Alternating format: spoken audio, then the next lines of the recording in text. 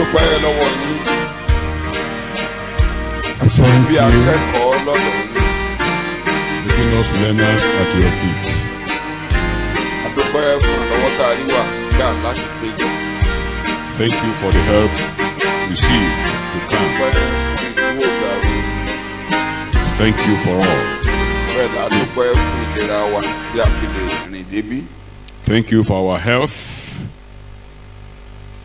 Adúpẹ́ pé ẹ fún wa lójú láti ríran. Thank you for the eyes to see. A sì ní etí àti gbọ́. We have ears to hear. Ó lé etí mi ní ìwọ ti ṣí. Say, my ears have thou opened. Èmi kò ṣàìgbọ́ràn. I never disobey. Nírọ̀lẹ́ yìí ṣí wa létí. Amen. This evening, open our inner ears. Jẹ́ kó wọnú ọkàn wa. Amen. Cause your word to enter into our hearts. Kí ayé wa yí padà sí rere. Amen. That our lives will change to good. Ní orúkọ Jésù Kristi, Olúwa wa ni a gbàdúrà. Amen. Alárìífín tàbí àbùkù tí ọba Nebukadnesari ṣe àṣẹ ìgbéraga. Belshazzar ṣe. We are still on the impious or unholy feast of Belshazzar, which he portrays his pride to God. Ọwọ́ àìrí tó kọ̀wé sí ara ògiri. The unseen hand or invisible hand that wrote on the walls, Tó fi òpin sí ìjọba Bábélì. which brought sudden doom to the kingdom of Babylon.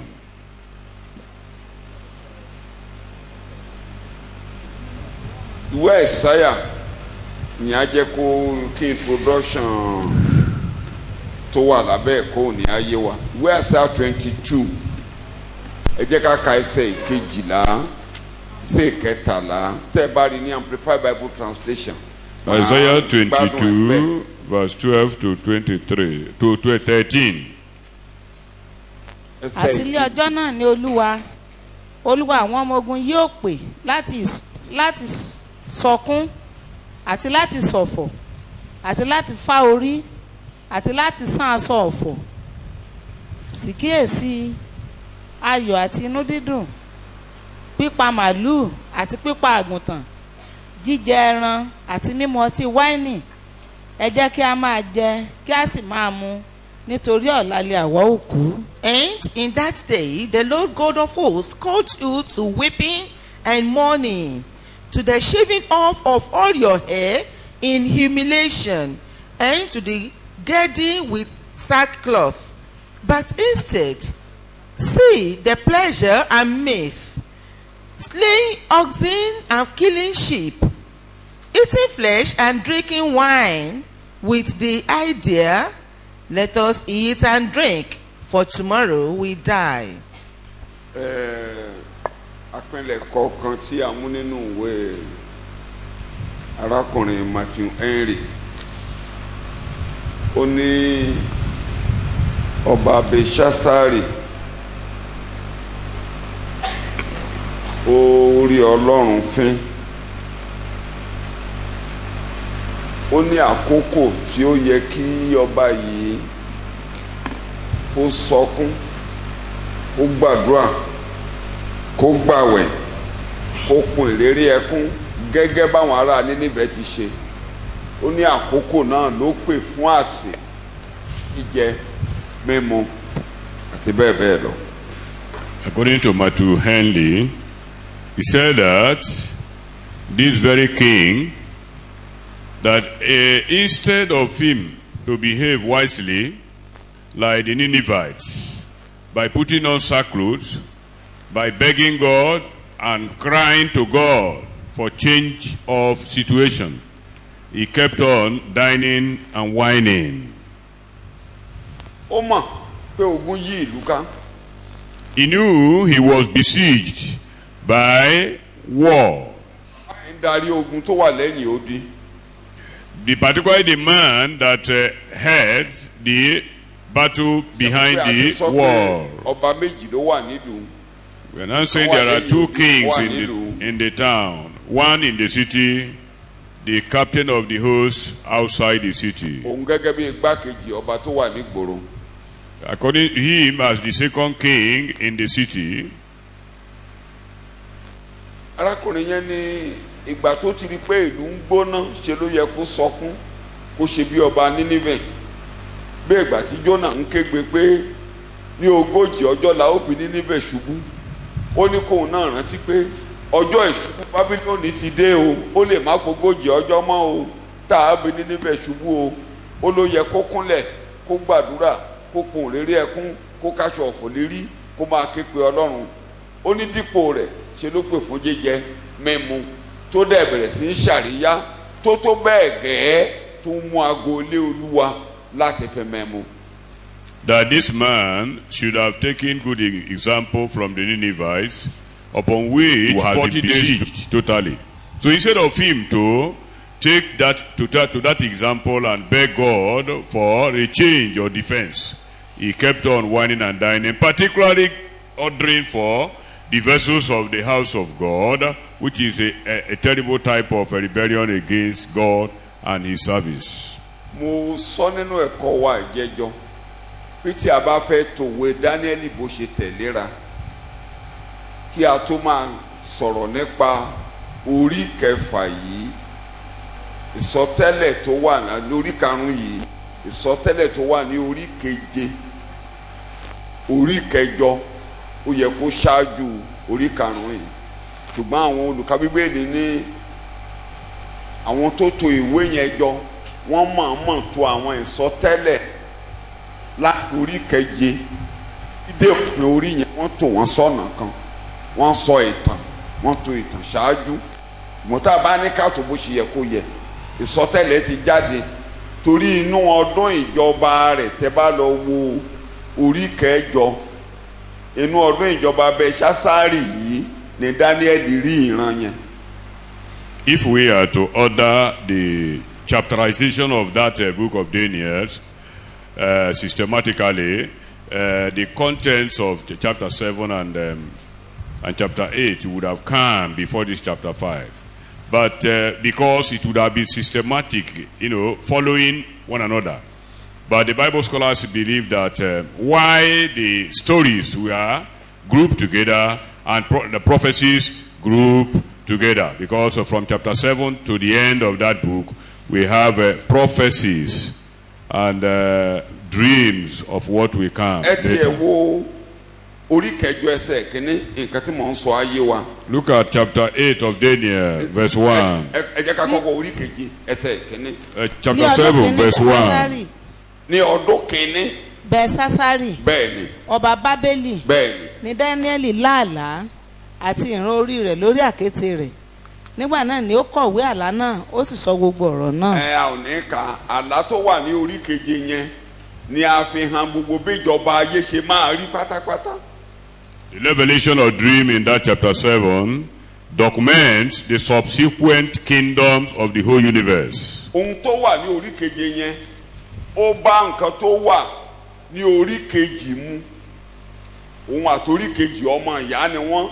Ìran tí a fi hàn Nebukadnesari àti ìran tí a fi hàn Dáníẹ́lì orí keje wọ́n wọnú ara, wọ́n ní ìtumọ̀ tó bára jọ pátápátá. The dream of Nebuchadnezzar in chapter 2 and that of Daniel in chapter 7 are similar. So ibẹ̀ yẹn la ti jẹ́ ká mọ̀ pé ìjọba Bábélì tí a fi wé kìnìún yóò wó, ìjọba míì máa tẹ̀lé. Orí kejì yẹn ti ṣàlàyé inú ọdún kìíní ìjọba Belshazzari lórí ìran yẹn. So the kingdom of Babylon that was likened to a lion will crush, and another kingdom will succeed it. It was in the time of Belshazzar, the king, that Daniel saw the revelation. Ẹ̀sìn ní gbàgbé pé ọba Nebukadnesari ti láàlá ní orí kejì tí ó ní orí wúrà. You wouldn't forget that Nebuchadnezzar dreamt a dream in chapter 2 where he saw a golden image with a head of gold. Ṣé wúrà ṣé ìjẹ́ ló tẹ̀lé àbí fàdákà? Silver followed. Fàdákà ló tẹ̀lé. and bronze tó jẹ́ followed. ìgbà àyà bẹ́ẹ̀ bẹ́ẹ̀ lọ. So we have the dwindling system of the administration. pé lẹ́yìn bí lẹ́yìn ìjọba rẹ orí wúrà yìí gbogbo nǹkan á bẹ̀rẹ̀ sí rẹ̀yìn á máa bàjẹ́ lọ. That Tí ayé after tí your ìjọba lọ́hùn yóò fi dé pé kò lè dá a máa bàjẹ́ lọ. So ẹ má retí kankan ní ayé o. it was there interpretedly, after the head of gold, followed by silver, which is weaker, then bronze, which is weaker. So also the kingdom of the world continue to dwindle. Never expect golden head again in this world. pé ìjọba kan tún lè jẹ́ wúrà ìjọba tó dáa jù òjíṣẹ́ Ọlọ́run tó ṣe àkóso ayé ní ọba Bábélì orí wúrà ìjọba dáadáa ni.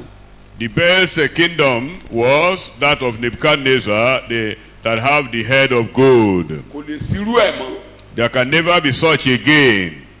so ẹ má retí ìjọba kan tó máa dáa nínú ayé eléyìí mọ́. Don't expect a better administration again. It will keep on dwindling, going down, declining. títí gbogbo wọn á fi padà jọpọ̀ tán máa forí ṣapátọ́kọ̀ tán máa wọ́lù wọn látòkè wá tán máa wó gbogbo ẹ̀ mọ́lẹ̀ pátápátá. Eventually everything will collapse and melt into powder. tí ìjọba Ọlọ́run á wá ìjọba Ọlọ́run lórí ilẹ̀ ẹ̀yà wá jọba Then pátápátá. God's kingdom will be established upon the earth. orí kẹjọ ẹsẹ̀ kínní á tún jẹ́ kó yé wa. In chapter 8 verse 1. ní ọdún kẹta ìjọba Belsásárì ọba. ọdún kìíní lórí ìran àkọ́kọ́ nígbà tó tún dọdún kẹta ó rí nínú ìran. yes. ìran kan fi ara hàn fún mi. bẹ́ẹ̀ni. àní èmi Dáníẹ́lì. bẹ́ẹ̀ni. lẹ́yìn ìran tí èmi rí ní ìṣáájú. bẹ́ẹ̀ni. èmi sì rí i lójú ìran. ó sì ṣe nígbà tí mo rí i tí mo sì wà ní Sùsánì lé ààfin tí ó wà ní ìgbèríko Élámù. mo sì rí i lójú ìran. mo sì wà létí odò Úláì. mo sì gbé ojú mi sókè. mo sì rí i sì kíyèsí àgbò kan tí ó ní ìwo méjì dúró lẹ́bàá odò náà. ìwo méjèèjì náà sì ga. ṣùgbọ́n èkíní ga ju èkejì lọ. èyí tí ó ga jù ni ó jáde kẹ́yìn. mo sì rí àgbò náà ó ń kàn síhà ìwọ̀ oòrùn àti sí àríwá àti sí gúúsù tó bẹ́ẹ̀ tí gbogbo ẹranko kò fi lè dúró níwájú rẹ̀. bẹ́ẹ̀ ni kò sí ẹni tí ó lè gbani lọ́wọ́ rẹ̀ ṣùgbọ́n ó ń ṣe gẹ́gẹ́ bí ìfẹ́ inú rẹ̀ ó sì ń ṣe ohun ńláńlá. bí mo sì ń wòye kíyèsí òbúkọ kan tí ìhà ìwọ̀ oòrùn jáde wá sórí gbogbo ayé kò sì fi ẹsẹ̀ kan ilẹ̀ ó sì tọ́ àgbò tí ó ní ìwo méjì náà wá èyí tí mo ti rí tí ó dúró lẹ́bàá odò náà ó sì fi ìrunú agbára sáré sí i mo sì rí i ó súnmọ́ ọ̀dọ̀ àgbò náà ó sì fi ìkorò ìbínú sáré sí i ó lu àgbò náà bolẹ̀. ẹ ṣe torí àtẹ̀máa máa débẹ̀ lọ́jọ́ iwájú kò ní jẹ́ kí n túmọ̀ rẹ̀ púpọ̀ ju pé kẹ́ délé kà ẹ rí i pé àgbò oníwo méjì yìí ọba Médíà àti Páṣíà ni òbúkọ tó kọlù tó ṣá ìwo orí rẹ̀ ni Gíríkì ni. The ram with two horns stand for Medes and Persian administration combined together. While the he-goat stand for Greece. ìkan ló ṣíwájú tí wọ ẹ ga ìkejì wọ ẹ kúrú sí ṣùgbọ́n ìjọba wọn wọnú ara. The administration intermingled. wọ́n dẹ̀ ṣe ohun tó wù wọ́n nínú ayé. And they did what they like on earth. ìjọba tó tẹ̀lé orí wúrà. The kingdom that came after the golden, the head of gold. kí ni mò ń tẹnu mọ́ àkókò tí ọba Belsásárì ń jẹun tó ń ṣàríyá ẹ̀. The time that Belshazzar was dining and wining. ará Páṣíà ti sọ di yí wọn ká.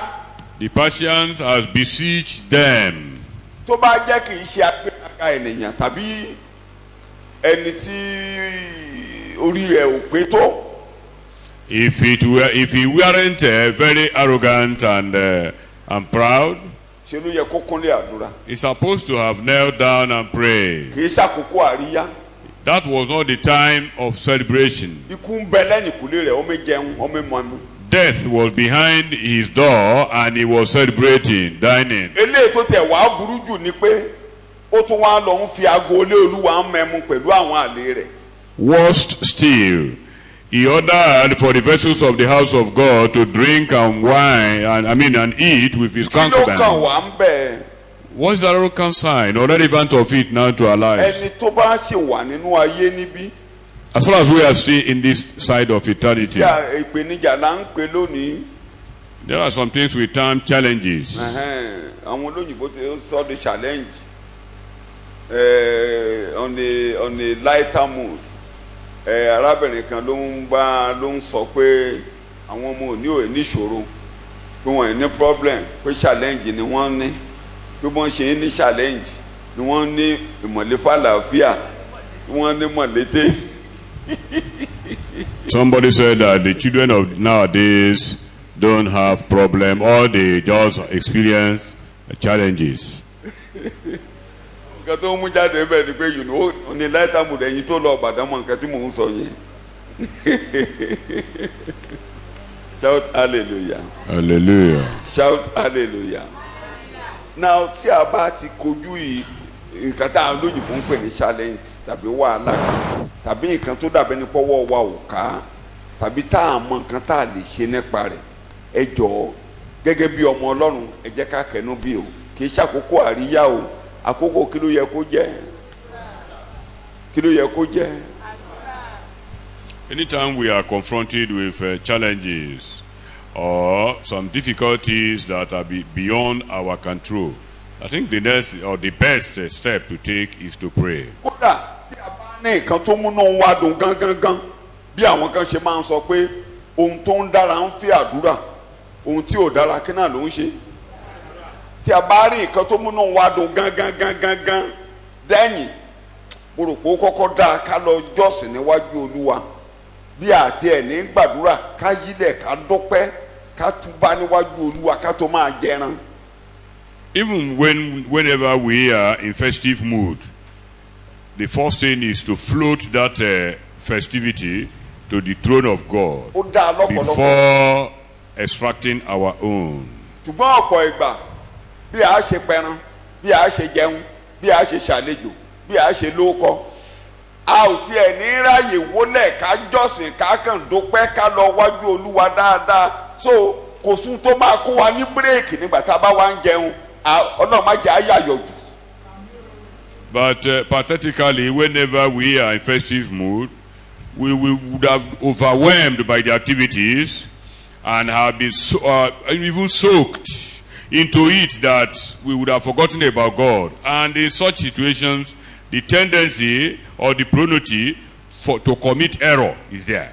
Kì í ṣe pé bóyá ẹ̀ mọ́ọ́rẹ́ nígbà tẹ́ bá ń wólẹ̀ tẹ́ ń gbàdúrà kódà tẹ́ fàwẹ̀tí lọ́jọ́ ayọ̀ kì í ṣe pé ẹ̀ mọ́ọ́rẹ́ gan ni ọmọ tí ò ní ṣàṣìṣe ni ọmọ dáadáa ni tí ò ní wẹ̀wọ̀n níwájú Ọlọ́run ló kọ́kọ́ ń rá bàbà níwájú Olúwa Ọlọ́run ló máa jẹ́ ká mọ̀ nǹkan tá a ṣe bóyá ẹ nígbéyàwó sọ́nà ẹ ní kinní kan sọ́nà ẹ ṣèdánwò ẹ ṣàṣeyọrí float yourself lọ wájú Olúwa kó lọ jọ́sìn kì í ṣe oúnjẹ ló ń ṣáájú kì í ṣàríyá ló ń ṣáájú. It's not a sign of not being appreciating when you can get yourself involved in abstinence from food or fasting to go to God first so that God will guide your steps and stops. It's not a sign of being moody or being a sadist. No. bó o tiẹ̀ gbàwẹ̀ float ara rẹ níwájú Olúwa jọ́sìn kò dẹ̀ burú jù náà kó o tilẹ̀kùn ikú rẹ pé Ọlọ́run èmi náà rèé ṣé mo tó bẹ́ẹ̀ wọ́n ṣe irú ẹ̀rí nílé wa ni. So you might not even be involved in the fasting, but even if you fast, it's not too much to appreciate God and to be sensitive to all the activities that day so that you don't stumble. Èmi mọ̀ dáadáa tí o bá ṣe pé a ti pinnu rẹ̀ pé ọba yìí Ọlọ́run ti mọ irú èèyàn tó jẹ́ pé èèyàn bẹ́ẹ̀ ni tó tẹ́ mọ̀ pé òun ló tira rẹ̀ ṣàṣìṣe ká ní kó lọ wólẹ̀ ṣé bí wọ́n sọ pé Áhábù máa jẹ gbogbo ọmọ ajá máa jẹ gbogbo ọmọ ilé rẹ̀ tí Áhábù wọnú àdúrà lọ tọ́lọ́run ronú kó àdá tó ní ibi ò ní ṣẹlẹ̀ lójú ayé rẹ̀. Although the kingdom has been stipulated how everything will go, but yet, if you take for instance that of Ahab, when a doom was pronounced on him, he still went to God and prayed, and God observed his humility and averted it technically in a way. so ohun tó máa ṣe ẹ̀ ti wà lẹ́yìn ìkùlé rẹ̀ ọjọ́ ìmúṣẹ ìrántí ọjọ́ ìmúṣẹ ìsọtẹ́lẹ̀ ti dé. So the fulfillment or the accomplishment of that of the prophecies of his kingdom was behind his door. kókàn yíjú padà kó ní bí wọ́n ṣe pàtó fún yẹn nígbà tó ti gbọ́ tàn bàbá rẹ̀ rí pé òṣìṣẹ́ ọlọ́run kan máa wà láyé bàbá ńlá òun tó dẹ̀ ti wà nínú ọgbà àwọn níbí. For whom to have remembered that there happened to be a minister of God who have spent several dynasties there and is still available, he would have gone to him and consult him about the ẹ jẹ́ kí n situation. dọ́dọ̀ pásọ̀ wò bó tiẹ̀ nìkan lọ pé Daniel wá Daniel máa wá inú gbèkú. If you ordered for Daniel, Daniel would have responded. Ráyè gbéraga He would have kó má lọ ní responded. ẹ̀gàn kó lọ bá pé ẹ bá mi pè wá. He can even order for Daniel or can even go to him. He would have responded to him. pé ràn mí lọ́wọ́ ogun ti dé. Help me, there is a war behind kí ló my yẹ kí n door. ṣe fọlọ́run yín. How do we go about this situation? lédè pé ọlọ́run yín tó dára That jẹ́ your tó ká God is gbogbo good, ọlọ́run your àti God, òrìṣà lọ́yẹ. Ó I tán. was aware that your God is good. ọlọ́run á ní ó jẹ́ kí n lo èdè ọba àwọn ọba tó ìkan lára àwọn ọba tó dáa ní bíbélì ọba Jòsáyà wọ́n lọ mú ìwé wá nílé olúwa wọ́n wá kàwé yẹn létí ẹ̀ ó fàṣọ ẹ̀ ya ó kéru lérí ó wá ní ẹ lọ bá mi béèrè lọ́wọ́ òjíṣẹ́ ọlọ́run pé nǹkan tá ń kọ sínú ìwé yìí kí ló ṣe máa rí fún wọn. Just like Josiah, the revolutionarist, when a piece of the word of God was read unto him from the temple, he now sent delegates to the minister of God to investigate or inquire the outcome or what shall be the consequence of this very bíbélì ni wọ́n kà létí rẹ̀ o. The Bible was read to his hearing. ẹ wá gbóhùn tí bàbá máa wí lórí ìtẹ́ ó ní ẹ lọ sọ fún ọba ẹni tó rán yín wá. And God responded and said, go and tell the person that sent you. pé ohun tó wà níwèé máa ṣẹ jíṣẹ́ ó máa ṣẹ kò ní mi ò ní yí padà. That all the contents of this prophecy, of this word, will be accomplished ṣùgbọ́n ẹni tó unreservedly. rán yín wá yẹn But the person that sent you, torí ọkàn rẹ̀ rọ̀ because he have soft-minded, mo rí ó kéru lérí ó rẹra ẹ̀ sílẹ̀ níwájú mi. I saw him with sackcloth and humble before máa me. mú lọ lé lálàáfíà. I will take him home peaceably. mi ò ní jẹ́ kójú ẹ̀rí rẹ̀ dandan yìí. He will never witness wrath. òun á yọ lọ́wọ́ wàhálà tó ń bọ̀ yìí. He will be mo liberated rí from this problem. sọ fún ẹni tó rán yín wá pé Tell him. mi ò lè yí ọkàn padà lórí I can't ọ̀rọ̀ yìí change about the o situation. ṣùgbọ́n ibi ò ní bá ní tiẹ̀ o. That he will never experience evil. so tí a bá ń sọ pé àìsàrà ayé If we say we don't belong to the entire tí a world, bá fẹ́ kí bí ayé ó bá wa kọ́ wọ́rìn don't want evils of the world to ẹ jẹ́ kí accompany ọlọ́run rí us, wa níwájú let God rẹ̀. see us a ò in gbọ́dọ̀ presence. máa rìnrìn agbéraga bí àwọn tó wà nígboro. We should not walk ẹ má lu arrogantly ayé as the yín bí people in àwọn the tó wà world. nígboro. Don't live your life ẹ as jẹ́ the ká people wà in ní the world. ìrẹ̀lẹ̀ níwájú Let's be ọlọ́run. in total humility before God.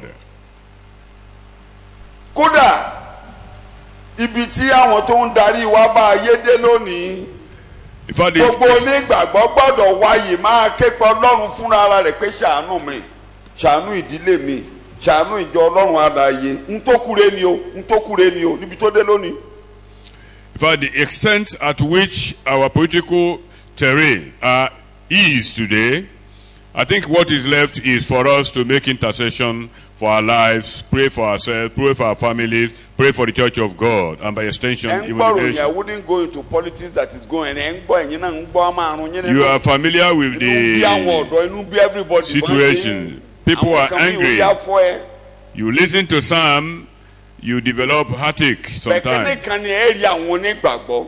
You see believers, for ṣọ́ọ̀ṣì ńlá instance. kan ṣọ́ọ̀ṣì AKY àbí kankan tó wà ní Borno state wọ́n lọ wó ṣọ́ọ̀ṣì yẹn lulẹ̀ wọ́n ní kò níwèé.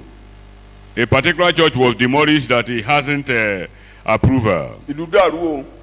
The whole town was in wàá rí uproar. àwọn onígbàgbọ́ lọ́jọ́ Sunday tó kọjá yìí. You will Wọ́n see tó believers. nínú èkuru lórí ilẹ̀. They were there on the ground, ṣọ́ọ̀ṣì on the kú bẹ́ẹ̀ ni pé kò debris. kú rí. They were on the debris worshiping God. Wọ́n yìí wójọ, èèyàn yìí pàjọ, ìjọ ò ṣe é wò. The church cannot be extinguished. Tẹ́tí máa ró nígbàgbọ́ nínú wàhálà. That's where you see believers in trouble. Tẹ́tí máa ró nígbàgbọ́ nínú wàhálà rẹ̀.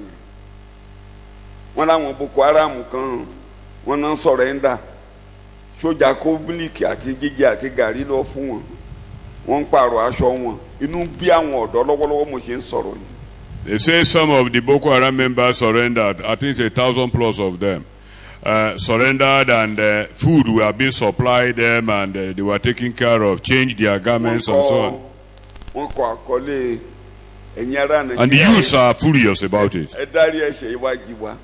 They say, people, please forgive us our sins.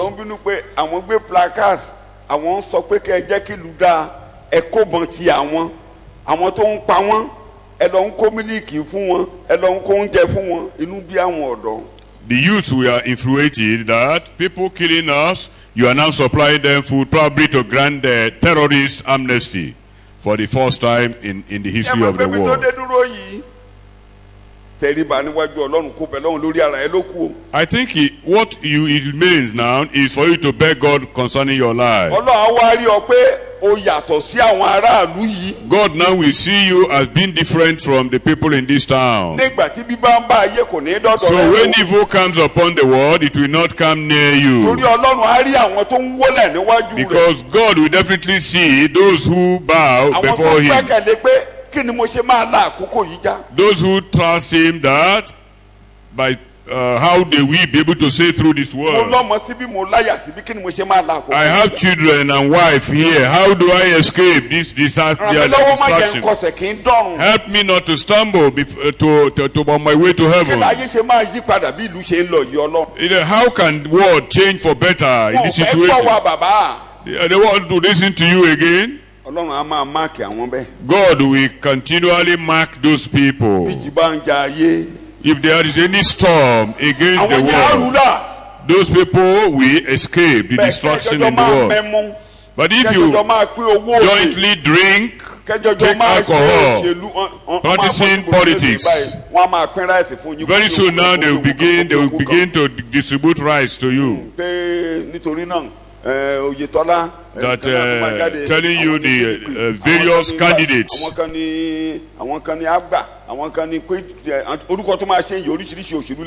different type of politicking, handing over gifts to you. When you collect it, you say you don't belong to them. You are. Because you participated with them, you've eaten with them. Anyone that collect rice has eaten together with them.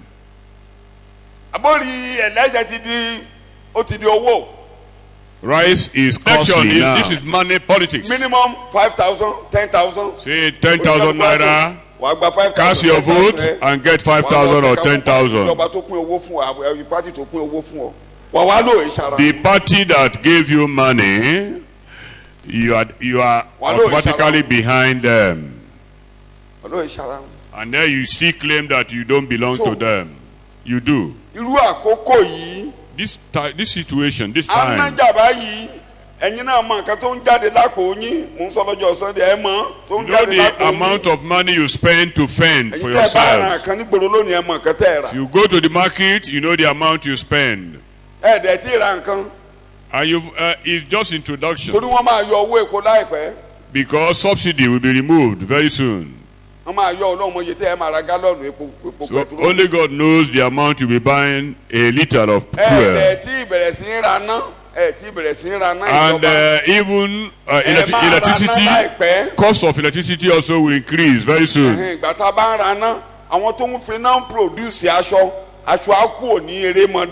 Àwọn tó ń pinnu produce gbogbo nǹkan tẹ́ ń lò àwọn náà máa fi kún owó production wọn tó ní wọn ní short ilé-iṣẹ́ ò short o. The costlier the raw materials, the higher the price of the produce.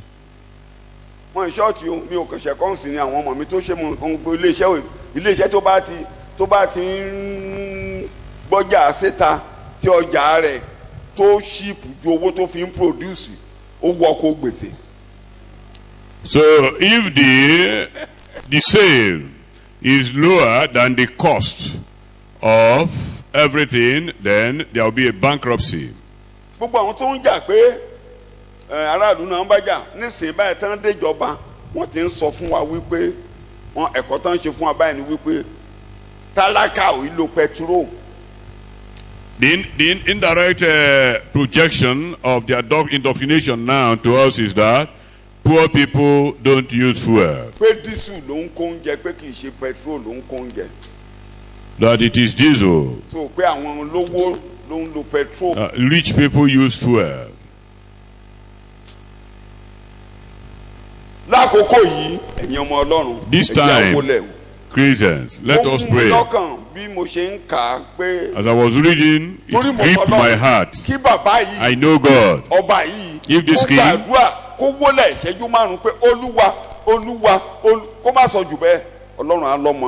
if he has humbled himself and prayed to God, God would have turned his kingdom rightly. Don't suspect anybody.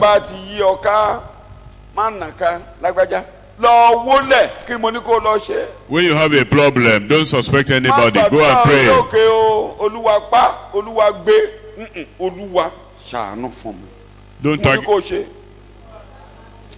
Don't target individual and try to eliminate his life or her life. Don't pray like the Pharisees. This town is very terrible, but as for me, I am a prayer warrior. I don't have 2 wives. I never take alcohol. You are being proud and self-righteous. Simply because you don't have 2 wives, was that the ultimate of everything? You are only being self-righteous and proud. Everybody. This is the time of prayers. The Lord will help us. Bow down and say, God help me. God help me to pass through this period. This period is very critical. Very, very critical. Lord, I trust you alone. I depend on you to overcome this situation. I know I'm going to overcome it. I want to be among those who overcome this situation. Lord, help me, O Lord, in the name of Jesus. In the name of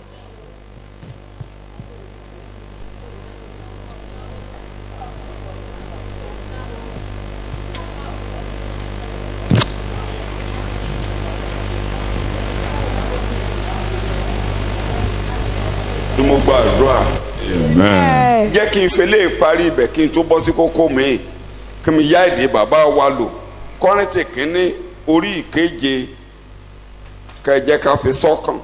1 Corinthians chapter 7. Ẹ bẹ̀rẹ̀ ní ẹsẹ̀ 27. Àti dé a sì wá àyà nì. Ó dá ẹ bọ́ sí 29. Bọ́ sí 29. Ṣùgbọ́n èyí ni mo wí ara pé kúkúrú lé àkókò. Kí ni mo pè é? Nǹkan tó wá fẹ́ ká ṣe ni mo fẹ́ gbọ́n bẹ́ẹ̀. Láti sísìnyí lọ pé kí àwọn tí ó lé aya kí ó dàbí ẹni pé wọn kò ní rí, àti àwọn tí ń sọkún bí ẹni pé wọn kò sọkún rí, àti àwọn tí ń yọ̀ bí ẹni pé wọn kò yọ̀ rí. Ẹ rí àkókò yìí nǹkan tí mo fẹ́ ká mú sọ́kàn lọ́dọ̀ bàbá Paul. This period we are passing through now, I want us to have this in mind. Ohun ayọ̀ ní tán nínú ilé yín. Amen. I pray that joyful activities will never cease in your families. Tí ilé tó báyìí nígbà tó ń kọ̀wé yìí o. It was not to this point when this man wrote. Ó ti ẹ̀ lo èdè kan in Queen's English only because of the present distress. Because of the present distress. Nǹkan ò dẹ̀ tí ilé bí eléyìí. And things were not as hard as this. Ẹ bá ti ní nǹkan ayọ̀. You have a joyful things to celebrate. Ẹ má ṣàṣejù. Don't be excessive. Olúwa ràn mí lọ́wọ́ o. God help me. nǹkan ayọ̀ ní tán nílé wa o. Joyful things we never cease in our homes. inú ayé la ṣe wà. We are still in the world. ọ̀rọ̀ ẹkún ò lè má dé lẹ́ẹ̀kan. Sometimes we can mourn. ẹ wàá gbèdè tó lò. Says, ó ní ẹ má sunkún jù o. don't overdo it. tẹ́ ẹ bá ṣe jù ó máa gbé yín kúrò níwájú Olúwa o. If you overdo it, it might take you away from God's kódà presence. ẹ rí Ọlọ́run bẹ́ẹ̀. You might even perceive God as being wicked. nǹkan tí èṣù ń fẹ́ kó dẹ̀ ṣẹlẹ̀ gangan ni pé kẹ́ ẹ lọ́rọ̀rùn níkà. And the devil's intention is for you to see God as being wicked. kẹ́ Ọlọ́run má nítumọ̀ sí yín mọ́. That God's issue will become meaningless to you. kí ìbẹ̀rù wọlé. So that fear will engulf you. tí nǹkan bá dé tó bọkàn yín jẹ́. If there's anything that brings sadness to you, ẹ má ṣe jù. don't overdo it. ẹ tètè rí i pé Ọlọ́run ò bá yín jà. Short-live it by the fact that God ẹ is má not fighting against you. iṣẹ́ ìràpadà tó pé fún wa. Remember the perfect redemptive work of Christ that God brought to us, tó múnú Ọlọ́run yọ. that made God to be appeased, tó gba ago ìkorò ago ìbínú kúrò ní ọwọ́ that wa. took away the cap of wrath from tí us, olùfisùn ráyè láti lọ kó bá wa níwájú Ọlọ́run. that incapacitated the accuser from accusing us before God. tẹnumọ́ tọ́lọ́run ò ní rán ènìyàn búburú láti dayé wa rú. God will no more delegate wickedness or wicked people to shatter our ohun lives. tó ń ṣẹlẹ̀ tọ́lọ́run ò mọ̀ sí. There's nothing that happened that God is not aware of. kẹ́ ẹ parí ẹ̀ sí pé ohun gbogbo ń ṣiṣẹ́ pọ̀ fún. You conclude by saying that all things works out for good unto them that love God. pé ire lọ̀rọ̀ mi máa já sí. That my case will amount to sọ́jáde ire lọ̀rọ̀ mi goodness. máa já sí. My own case will result to goodness. akọrin yẹn ní bóni tilẹ̀ korò. The songwriter says, though sadness today overwhelmed, nígbà tó bá yá ó kọrin ìṣẹ́gun. but soon we will shout the song of ẹ má victory. gbàgbé ẹ̀kọ́ bàbá wa. Don't forget the teachings of our nínú Father. ayé ẹ̀ ní ìpọ́njú. That in the world you will suffer persecutions, ẹ tújú ká. but be of good cheer, mo ti ṣẹ́gun ayé. for I have overcome the world. ẹ má bá a kọ́ wọrin o. The Holy Spirit will accompany us. kókó tí mò ń tẹnu mọ́ ó wọ̀ mí lọ́kàn mi ò kọ́ This dẹ̀. point sank into my heart ó wọ̀ mí lọ́kàn pé as I was teaching. ó yẹ kéèyàn wólẹ̀ kó bọ́nà ń sọ̀rọ̀.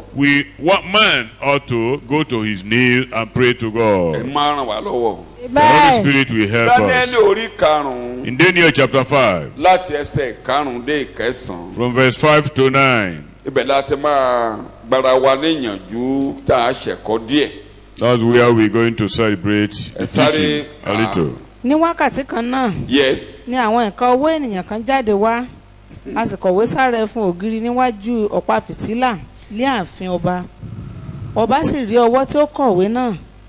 nígbà náà ni ojú ọba yí padà ìrònú rẹ̀ sì dààmú rẹ̀ tó bẹ́ẹ̀ tí àmùrè ẹ̀gbẹ́ rẹ̀ tú. eékúnṣẹ́ rẹ̀ méjèèjì sì ń lu ara wọn. ọba sì kígbe kíkan pé kí á mú àwọn amòye àwọn kádé àti àwọn aláfọ̀ṣẹ wá. ọba dáhùn ó sì wí fún àwọn ọlọ́gbọ́n bábélì pé ẹnìkan tí ó bá ka ìwé yìí tí ó bá sì fi ìtumọ̀ rẹ̀ hàn fún mi òun ni a ó fi aṣọ òdòdó wọ̀ a ó sì fi ẹ̀wọ̀n wúrà kọ́ ilé ọrùn òun ó sì jẹ́ ẹ̀kẹta olórí ní ìjọba. ẹ ṣe sọyìnbó ẹ. Suddenly the fingers of a human hand appeared and wrote on the plaster of the wall near the lampstand in the royal palace. The king watched the hands as it wrote. His face turned pale and he was frightened that his knees knocked together and his legs gave way. The king called out for the enchanters, astrologers, and diviners to be brought and said to these wise men of Babylon, whoever reads this writing and tells me what it means will be clothed in purple and have a gold chain placed around his neck, and he will be made the third highest ruler in the kingdom. Then all the king's wise men came in, and they could not read the writing. ayọ̀ èèyàn búburú kì í pẹ́ tán. àpẹẹrẹ mẹ́ta. Psalm 78. The joy of a wicked man is usually short-lived. a fẹ́ padà sínú ìtẹ̀ Ísírẹ́lì ní aginjù. We want to go to the story of Israel in tí the onísáàmù yìí wilderness. fi ń kọrin jáde from where this psalmist composed his verse music. 30 and 31. Psalm 78 verse wọn kò 30, kúrò nínú 31. ìfẹ́kùfẹ́ wọn nígbà tí oúnjẹ wọn sì wà lé ẹnu wọn ìbínú ọlọ́run dé sí orí wọn ó pa àwọn tí ó sanra nínú wọn ó sì lu àwọn ọ̀dọ́mọkùnrin Ísírẹ́lì bolẹ̀.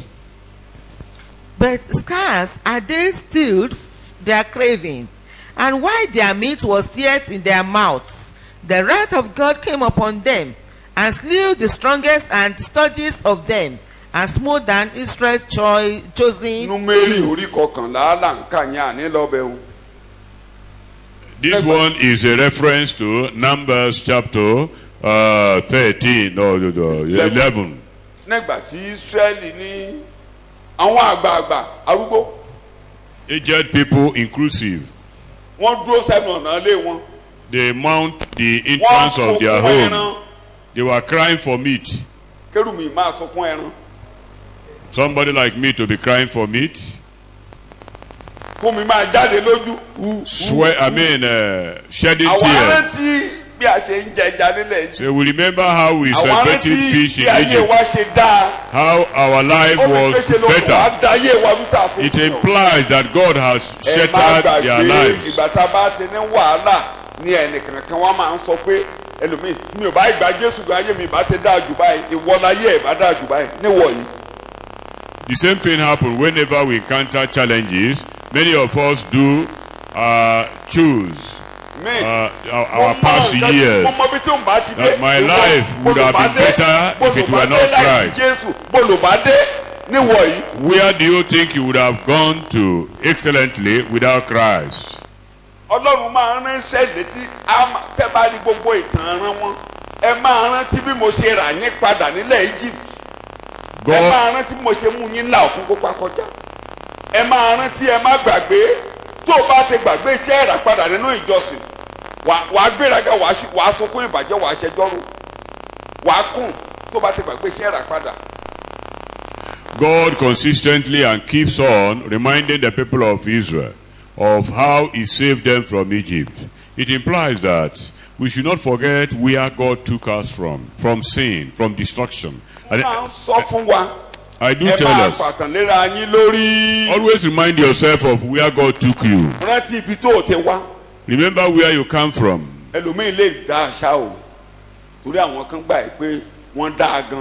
Because there are some people that assume that they are good, that they only change church. They have been good from their mother's womb. Christ did not do anything new in their lives. So if that is your case, well, but for those who are like us, that we were not good before, and God took us from the wilderness, always remind yourself of where God took you. Gbogbo ìgbà ni Mósè máa ń sọ fún wọn pé kán bá ti ní àsè á ní kán máa sọ pé ará Syria ní ìyá rẹ̀ tán bá ti jẹ tán yó tán that is Deuteronomy 26 ará Syria ní ìyá rẹ̀ tó ń ṣègbè lọ tí a mú wá. Moses kept on telling them that always remind yourself that your mothers you were of a Syriac ancestry.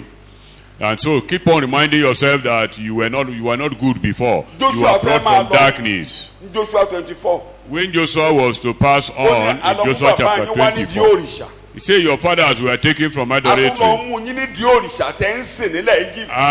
when you got to Egypt, you were worshiping idol. God got there and took you away.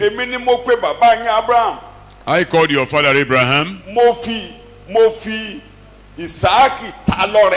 And I blessed him with Isaac. I gave him Isaac. And I gave Jacob and Esau to Isaac. I sent Esau to Mount Seir. And I took Israel to Egypt. From there I went to redeem you. And I brought you from idolatry. I caused you to cleave the Red Sea.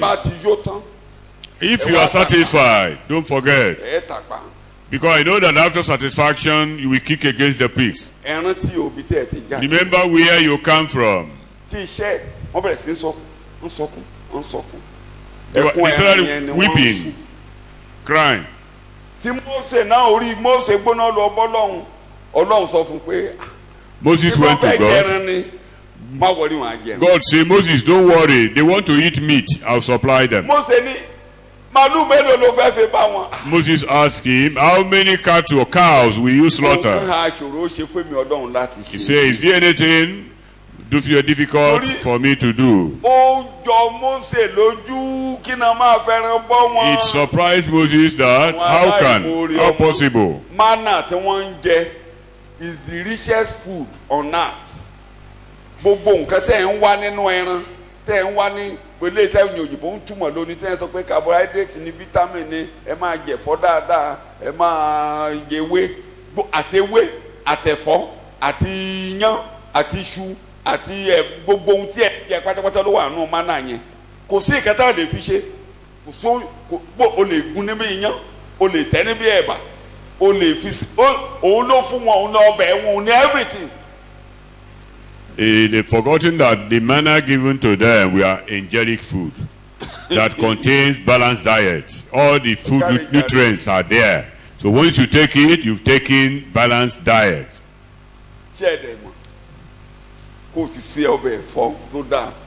If you prepare vegetable soup and put crayfish and blend it and put it there, maybe dry fish there.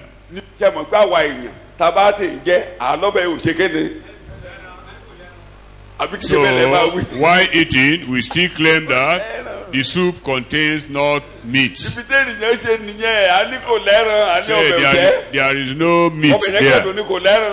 Your soup is good, but no meat there.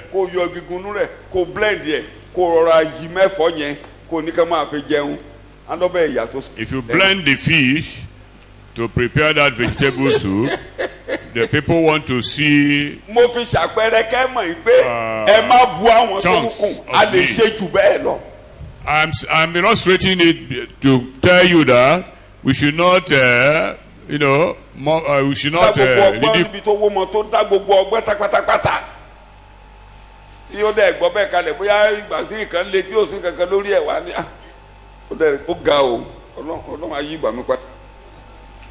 sometimes when a soup is served without chunks of meat, you begin to pray that God, I know you will change my situation in this house. And the nutrients in the soup is sufficient. It's okay. It's okay. Then you'll be praying that God will change your situation.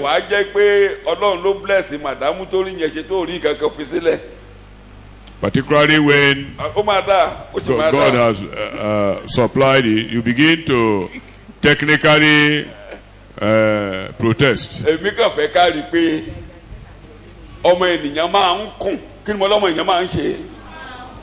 I want us to be convinced that human beings do murmur.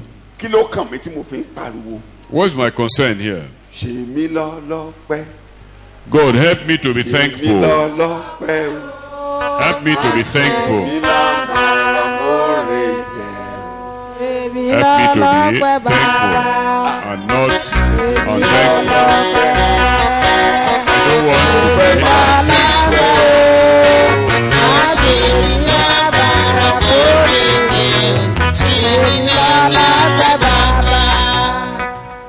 The Lord will help us. In any condition. In all situations, Lord, help me to be thankful. Help me to be thankful. In any situation. Help me to be thankful.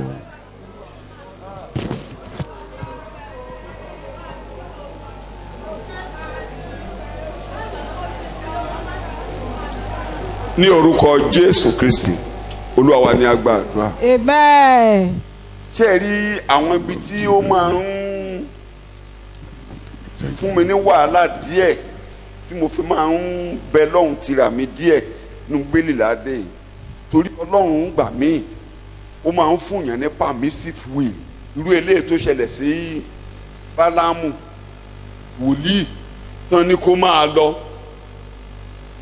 ṣé wọ́n ní kó máa àbí wọ́n ní kó máa lọ.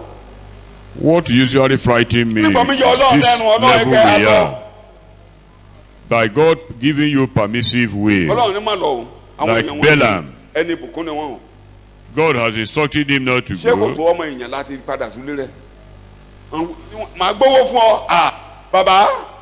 The king promised him wealth. He went on again to inquire from God. Pressurizing God. God discovered that he is bent to go in. Idol of your heart can lead you into trouble.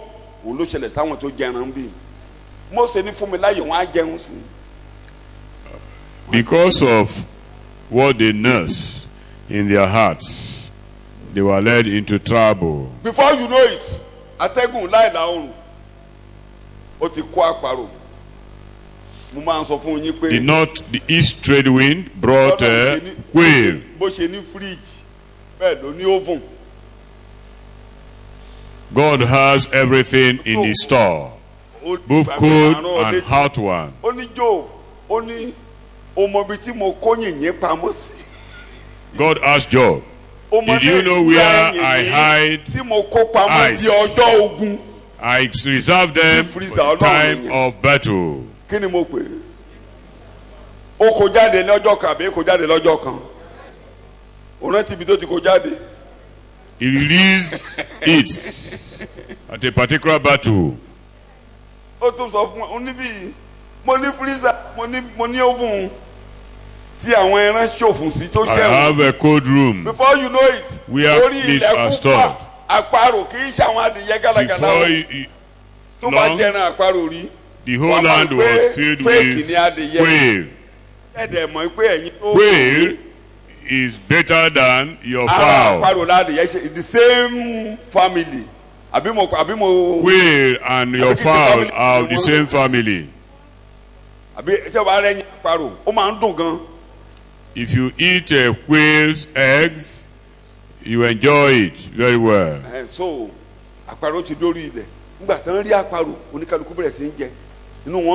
they were eating.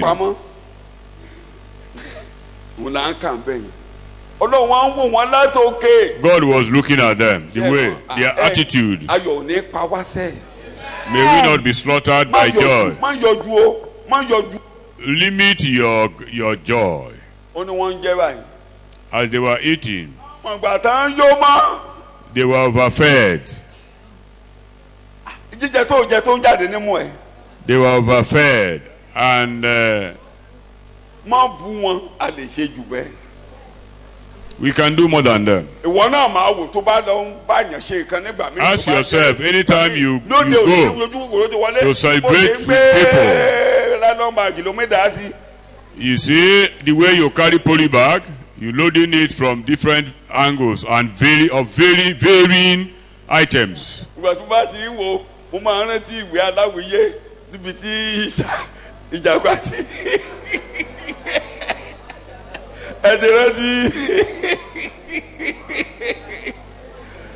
ènìyàn burú ṣe mọ̀ pé àwọn yẹn àwọn ìwé àtijọ́ ń kọ́ wa lẹ́kọ̀ọ́ púpọ̀ mo máa rántí so àmàkópamọ́ ẹlòmíì àkó oúnjẹ tó máa jẹ lọ́sẹ̀ kan ṣe é ní tán.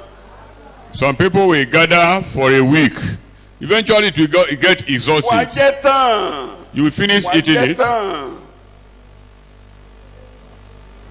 Only Baba Solomon ni kó bá ti rí ẹran níwájú ẹ ó ní kó gbé ọ̀bẹ lé. Solomon says when you are before the king, put yourself under a strict control. Even when see honey, don't be excessive in consuming it. For you to take a bottle or two of honey, you won't enjoy it again.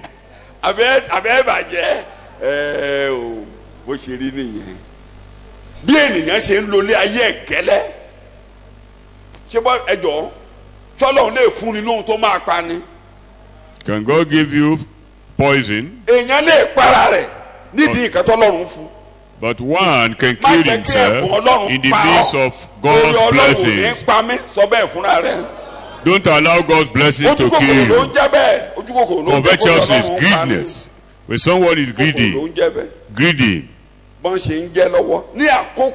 they were eating immediately at the same hour. The same hour. No, the same hour that the Belshazzar and his people were drinking, were dancing. God wrote a letter. The same hour The same hour that the people were eating and the meat was coming from their nose. All of them that were glutton, that they were gluttons, died suddenly. The same hour. In Luke chapter 12, I will break my band. I will stand it, and I will tell my heart, you have so many words piled up for yourself. Rest, eat, drink. The same night, when that pride entered into him, man strays in thought. Man strays in thought. Man strays in thought. It is not what entered that moves, but what comes out from the mouth. From the heart, evil thoughts emanate. For you to begin to brag on your success, priding on your success. So I labored, I will no more suffer. May you not suffer again by the grace of God. But don't forget God. You forget God, who brought you to that point, who deliver you from suffering. The greatest suffering is hell. The greatest one is curse and sin oppressing us, retrogressing our lives. Go back to your ancestry.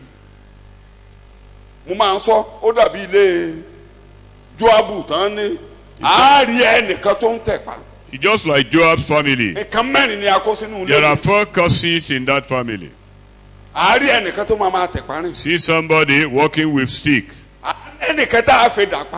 One will die, catastrophically. Somebody will be begging. Look at your family.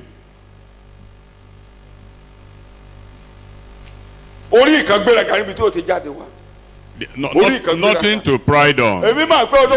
Professors intellectuals remember, when you count all good things, there are evil ones there as well.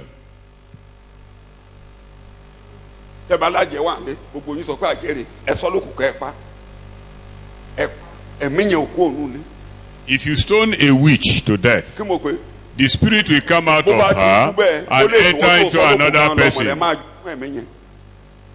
So you can't kill a spirit. No.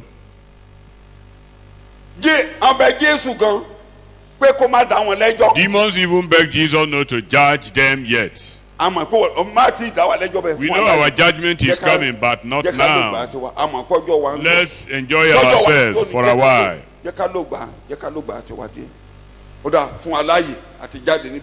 Okay, order us to get out. There are swine there. They were permitted. They enter into swine. When they depart from the swine, they will enter into human being, because their day of judgment hasn't come. Demons operating in families are there.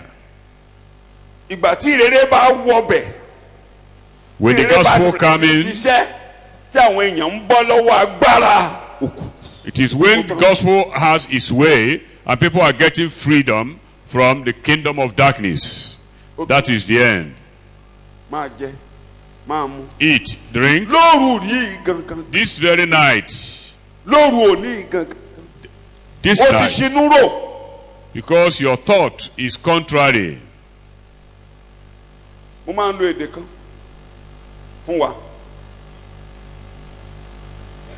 Tí wàhálà bá bá wọn, mo máa ti ń gbà ọ́ níyànjú, màá ní.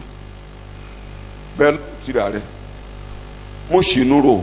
I do tell you, when you are in problem, don't misthink Mo sọ̀rọ̀ sọ o. and don't missay. Tí ó di méjì. Ìkẹta. Mo gbégbésẹ̀ burúkú o. And don't Sọ̀rọ̀. misbehave. Tó bá ti ronú jọ jẹ́ kí ronú yẹn mọ ní wọ̀nba tó ní kọsẹ̀ lórí You bíbélì. begin to think. Má kọsẹ̀ lórí bíbélì. Don't allow your thought to stumble on the Bible. Don't stumble on the Bible. Because you are in problem, you are in a conflict. Be careful. Kíyèsí èdè tó máa jáde lẹ́nu rẹ̀. Mind your utterances. Ọlọ́run ń gbọ́ àbí kò gbọ́. God listens to them. Àwọn tó ti lẹ̀ tán lọ wọlé ìlérí wá tí wọ́n dé.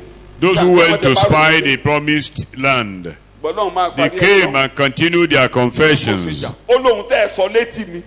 God told them, those things you said in my hearings, I will do exactly to you. Ó ní ìkànnì mi ò sáyẹ̀nsì ẹni ọmọ yẹn máa dìjẹ àwọn ọmọ yẹn kọ́ ló sọ bẹ́ẹ̀ ẹ̀yin lẹ sọ bẹ́ẹ̀ àwọn ọmọ yẹn ò ní dìjẹ ẹ̀yin lẹ sọ ẹ̀yin lẹ lọ àwọn ọmọ yẹn ló máa lọ ọbẹ̀ ẹ̀ ní lọ bẹ́ẹ̀ ṣe máa jóràn ìrìn bẹ́ẹ̀ ṣe jóràn ìrìn tẹ́ máa kú dànù rẹ̀ ìtumọ̀ Psalm 90 nìyẹn. God told them that I will deal with you according to your confession. It's only your small gift will never be wasted. Psalm 90 ó ṣe gbogbo ayé Israeli ló ní Psalm 90 tani mo ló ní Psalm 90 tani mo ló ní Psalm 90. Psalm 90 is specifically a reflection of the people of Israel, not for the entire world. Sókè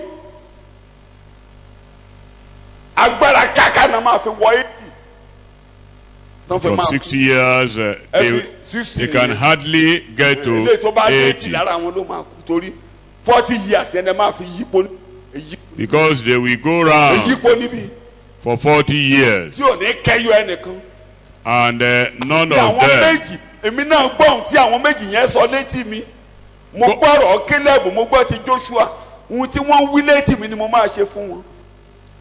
I heard what Caleb and Joshua said, and I will do exactly to them. When the time came, I'm now 85. Caleb said, I am 85 now. Only I was 45 years old.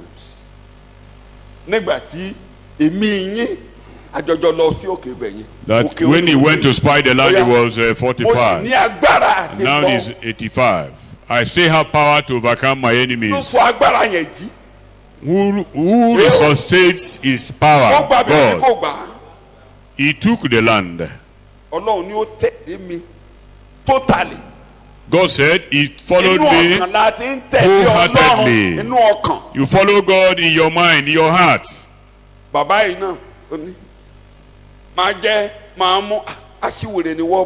This man say, I will eat and drink. It's not wrong for him to expand his coast. Nothing wrong there. God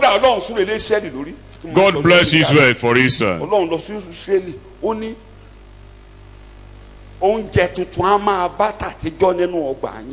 The new one will meet the old one. Their harvest, new harvest will meet the old harvest.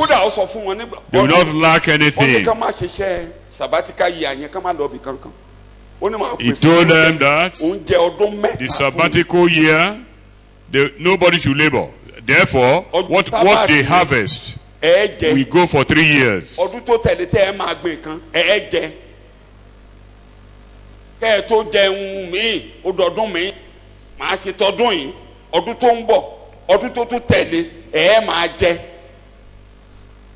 God told them that he's going to package their 3 years meal in 1 year. And they will keep on having excess till the new one comes out after the 3rd year. It's God that does all things for man.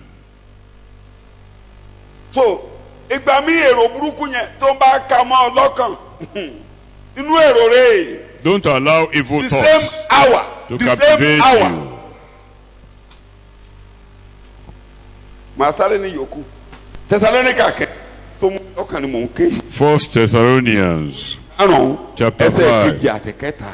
verse 2 and 3. Ẹsẹ̀ kejì àti kẹta. 1 Thessalonians chapter 5, 2 and 3. For you yourselves know perfectly well that the day of the return of the Lord will come as unexpectedly and suddenly as a thief in the night.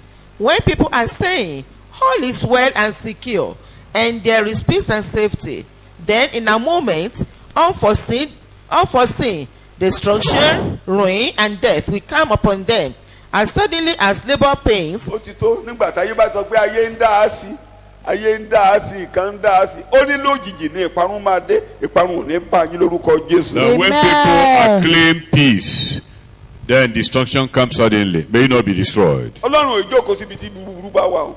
God is never found in confusion. So ẹ̀yẹ má jẹ́ ká darapọ̀ mọ́ ayé mi máa ràn wá lọ́wọ́ o. May the Lord help us. Ìka Ọlọ́run Finger of God. kódà ibi ìgàn tún ẹ̀kọ́ mi bó ṣe kún mi lọ́kàn. Ìka àìrí. The fingers of God. Ọlọ́run àìrí. The invisible God. Bí ìka àìrí ṣe máa ń ṣe rere ló ń ṣe bí. The same way these fingers do good, it do evil. Níbòmíì ìka àìrí yẹn ló máa ń ṣe rere fún yàn. The same way, the same fingers Wọ́n ló máa fi that do àìsíkò tó máa good, ìka we can also do tó máa evil. kọ́lé lé ọ lórí. Wọ́n ló máa kọ́lé ọ lórí. Ìka táàrí kọ lẹ́tà níbí ìbá. The finger that wrote here, Ìka àìrí yẹn ló ń the jáde. visible finger. Tó bẹ́ẹ̀ ní àwọn alálùpàá yìí rà ìka Ọlọ́run ni èyí. Ìka Ọlọ́run ni èyí. Even the magicians confess that this is the fingers of God.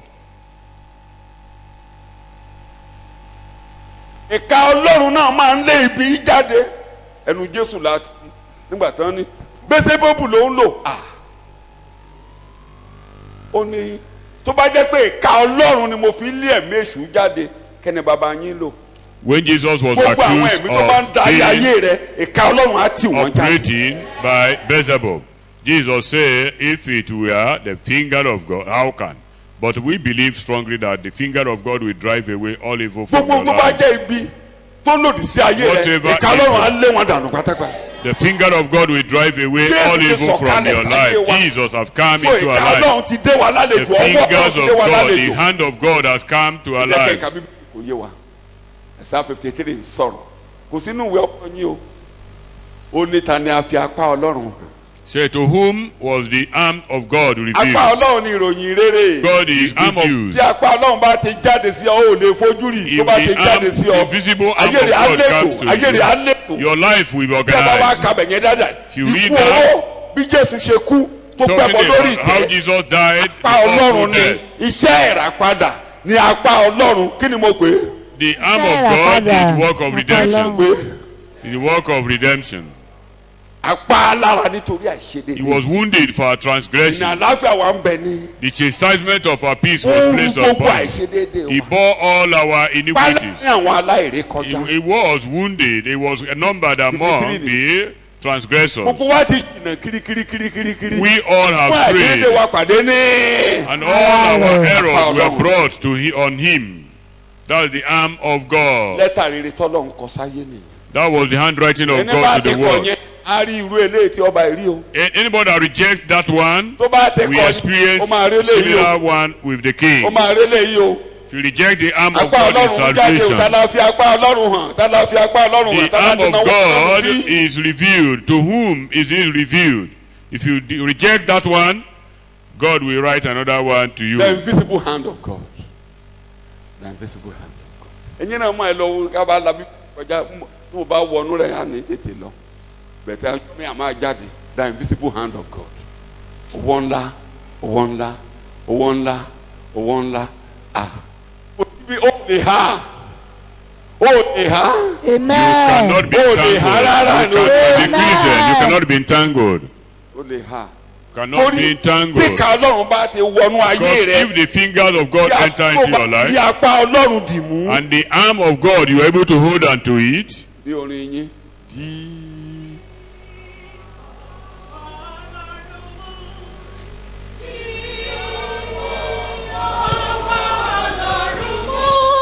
hold unto God unchanging hand. Ìrẹ̀lẹ̀ ọ̀run tí ọwọ́ Ọlọ́run mú. ó lè di ọwọ́ ọlọ́run mú ká yẹ ẹ̀ẹ́dógùtà. You cannot hold unto God's bí hand ó ní dé ẹ̀ló and bá be bẹ̀tàn ṣe stretch it. kò ṣáàjà kí mo ní kò ṣe kí mo ní kò ṣe. wọ́n ní ó tóbi ju àì lọ ṣùgbọ́n kò jà ó kó tọwọ́ ẹ̀ dálẹ̀. ọlọ́run náà ni gbàtọ́ ọlọ́run dẹ̀ ti rí ó kó ọgbọ́n lọ lórí àwọn àgbààgbà iṣẹ́ kí mo ló ṣe. Jóòbù ni wọ́n ń sọ fún un ó ní ṣé ostrich ni ó ní òun mọ̀ pé mi ni mo dunú ẹgbọ́n láyé ọ sílẹ̀ ó ní ẹ̀bá ọ̀nà dájú ṣé kò tiẹ̀ bìkítà bẹ́ẹ̀ yàn kan ó lé mi ni mo dun ní ọgbọ́n ọmọ yẹn á dẹ̀ dà. God told Job that I took away wisdom from ostrich. He will just lay his egg inside the soil and cover it there and go away and goes away. mo tún padà sí yìí máa jọ́sìn. Always rejoice. wo bí tán yí ọ sí wo bó ṣe dàgbà ọgbọ́n ẹ̀ ló fi dàgbà ó ló yí ẹyin sílẹ̀ ó ní mo dun màmá ẹ̀ ní ọgbọ́n. He will just lay his egg inside the soil and goes away. bàbá mi ló ṣe mí bá yá mi ni ò ṣe ọlọ́run kọ́gbọ́n lọ lórí wọn nígbà yẹn káyé kéètò ọlọ́run ṣe mọ́ ọ lára. God, sọ bẹ́ẹ̀ all that happened to you happened, ètò ọlọ́run á ṣe that nínú the plan of God might be fulfilled in your life. Say that the plan of God will be accomplished in your life. Amen. ibi tó òyìnbó yìí fi ń ṣe mọ̀mí àbí lábẹ́rùn òyìnbó yìí lábẹ́rùn wọn á sọra rẹ̀ di ńlá orin ìwé orin tó wà ní ìwé orin wa yìí afọ́jú kan kọ orin níbẹ̀ tó jẹ́ pé orin ẹ̀fẹ́ tó 300 tí ó bá jù bẹ́ẹ̀ lọ. There was a blind person that wrote song, Christian song. So many. But in Africa here, you will claim that your life is bad and spoiled. All your mistakes could be converted for excellence. Maybe all happen all that happened are still within God's plan and purpose. Those things that happen are still within God's plan and purpose. God will convert it to excellence. Your weakness will be converted to strength by God. The invisible hands of God will see you through. God's invisible hand will see you through. As you are holding the hand of the gospel, God will see you through. Don't wait till God writes on the wall for you. In Acts chapter 12,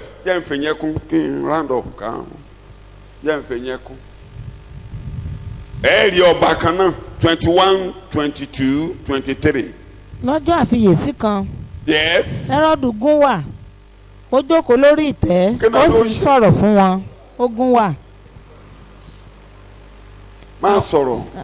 àwọn ènìyàn sì hó wípé ohùn Ọlọ́run ni kì í sì ṣe ti ènìyàn.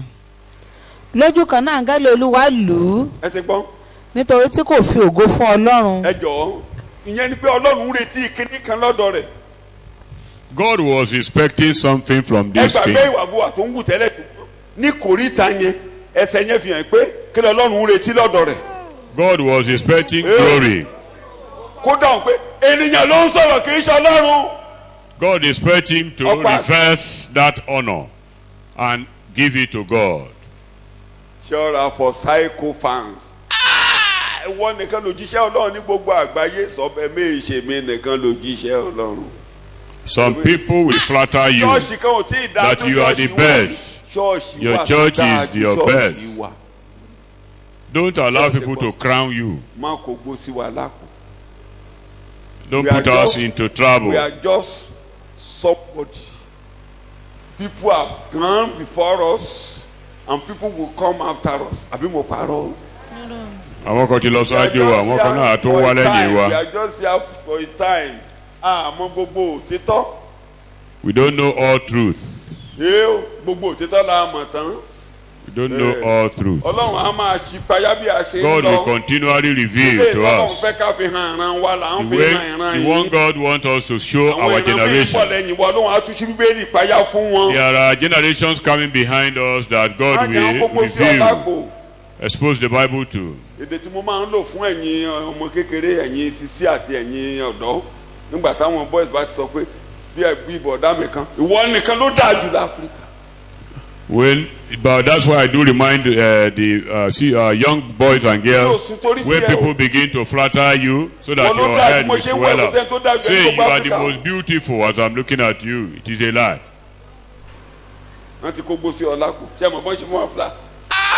Gbogbo àwọn tó sọ pé ìjọba Buhari ló dájú láyé báyìí ṣé òtítọ́ ni wọ́n ń sọ fún. Many people that said that the government of Buhari is the best. Are they telling the truth? Gbogbo Nàìjíríà ṣe gbogbo Nàìjíríà ló ń bọ̀ lẹ́yìn ẹ báyìí gbogbo Nàìjíríà ti gbá tiẹ̀.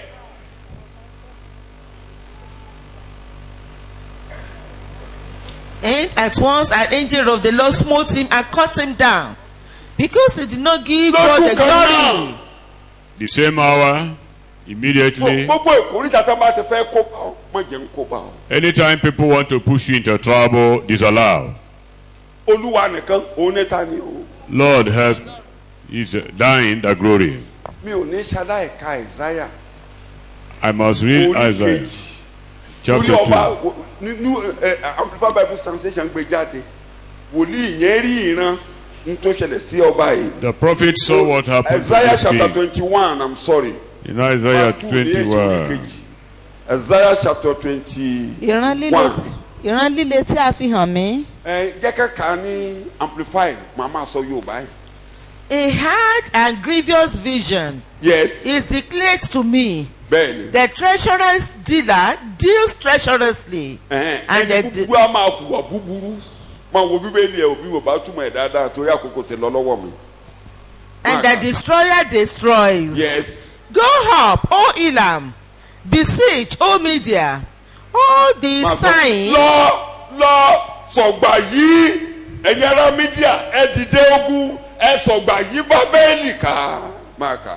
All the signs caused by Babylon ruthless oppressions I will cause to cease, says the Lord. Ohun tí Bábélì ti ṣe mo máa dáwọ́ ẹ̀ dúró báyìí.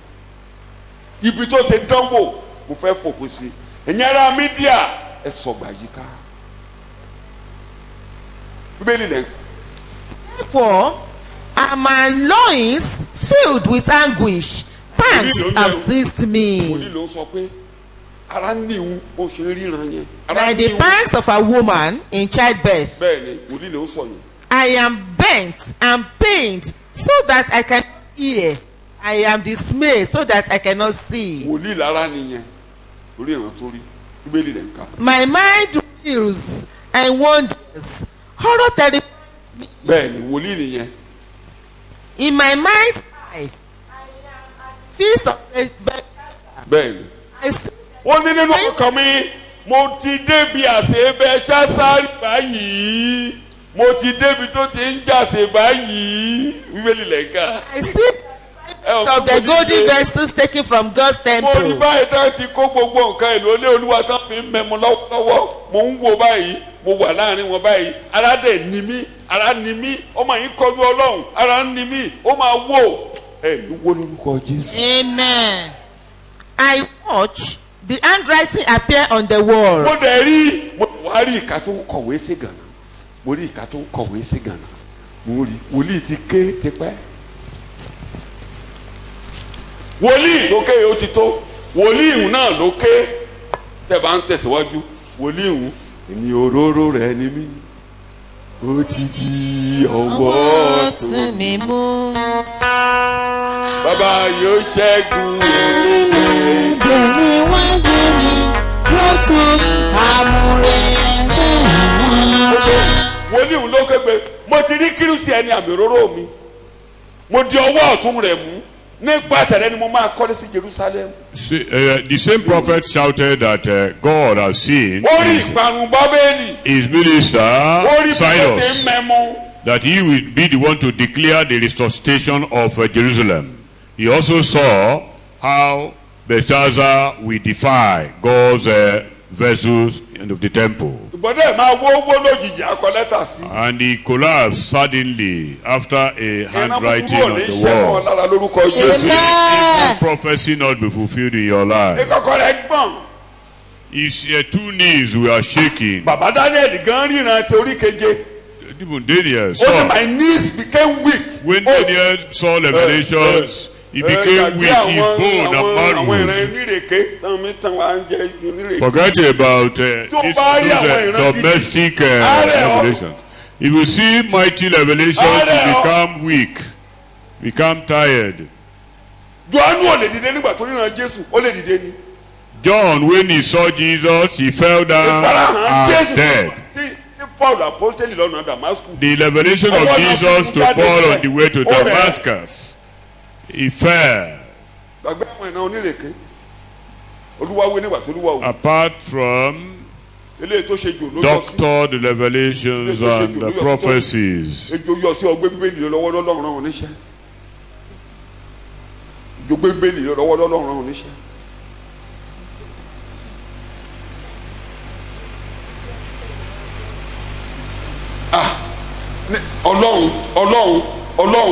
Ọlọ́run afarahàn. You can never be the same.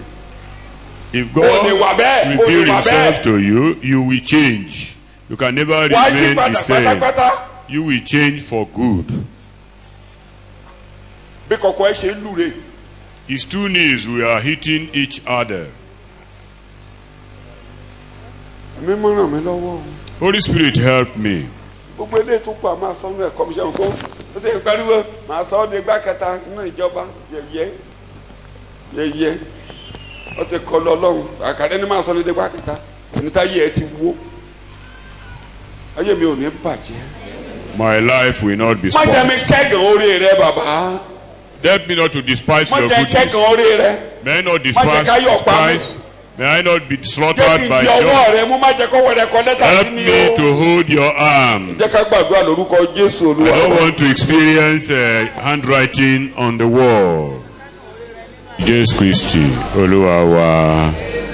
Kí hallelujah Olúwa wa. Amen. Ìfẹ́ ti Ọlọ́run. Amen. Ìdàpọ̀ ti ẹ̀mí mímọ́. Amen. Ó máa bá gbogbo wa lọ. Amen. Láti ìsìn lọ àti títí láéláé. Amen. Kí hallelujah. Hallelujah. Hallelujah. Hallelujah. Kí hallelujah.